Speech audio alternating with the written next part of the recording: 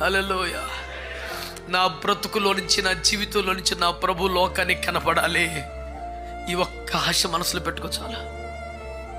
ఈ ఒక్క ఆశ మనసులో పెట్టుకో చాలు. ఇప్పటికే జీవితం చాలా ఖర్చు అయిపోయింది, చాలా వేస్ట్ అయిపోయింది. భార్య కోసం బ్రతికావు, భర్త కోసం బ్రతికావు, బిడ్డల కోసం బ్రతికావు, నీకున్న బాధ్యతల కోసం బ్రతికావు.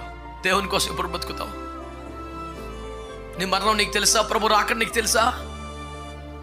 నా కుమారుడా, నా బిడ్డ, నా కొరకు ఏం చేసావని రేపొద్దున ప్రభు అడిగితే, చర్చికి వెళ్ళని ప్రభు, దశంభాగం ఇచ్చిన ప్రభు అని చెప్తావా? ఇంతేనా నీ సాక్ష్యం? నా కొరకు ఏం చేసావు కొడుకా అంటే నీ దగ్గర సాక్ష్యం ఏది నాన్న? నాలాంటి వాడి దగ్గర ఏదో ఆంతర్ చెప్పేసి నువ్వు చలమని అయిపోవచ్చు. క్రీస్తు న్యాయపీఠం ముందు ఏది పడితే అది చెల్లదు.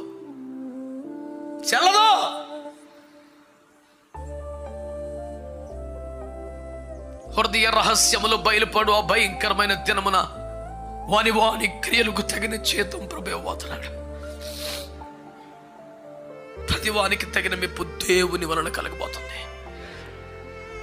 భర్త దగ్గర, భార్య దగ్గర, బిడ్డల దగ్గర, ఇరుగు పొరుగు దగ్గర, సంఘ కాపుర దగ్గర నువ్వు బాగా మేనేజ్ చేయగలుగుతున్నావేమో, కానీ ఇదే మేనేజ్మెంట్ ఎప్పటికీ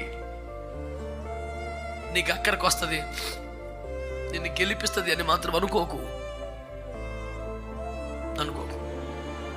ఒక దినం అవేమి చెల్లని రోజులు వస్తుంది. ఏ రాజు తన సేన బలము చేత తప్పించుకున్నాడు, ఉగ్రత వస్తే దేవుడికి అని వాక్యంలో ఉంది. You cannot simply escape from the judgment throne of Jesus Christ. You must give your account for each and every deed, not only deeds, each and every word.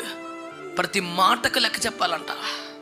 ఆ రోజు అలా ఎందుకన్నామంటే గబుక్కున అనేసారు బాబు, చల్లగా మాట గబుక్కున అంటాం ఏంటి? నిన్ను కొనుక్కున్నాను నేను, నన్ను గబుక్కున మాట్లాడితే కుదురుద్ది. గద్ద రెక్కల మీద మోసినట్టు మోసుకొచ్చా నిన్ను. మీరు నాకు స్వకీయ సంపాద్యంగా, నాకు స్వాస్థ్యంగా మీరు ఉండాలన్నాడు ఆయన. ఏదో ఒక మాట చెల్లుబాటు అవ్వదో. ఈ రోజున దేవుని వాక్యం నీతో నాతో మాట్లాడుతున్న సంగతిని నువ్వు సీరియస్గా తీసుకోవాలి.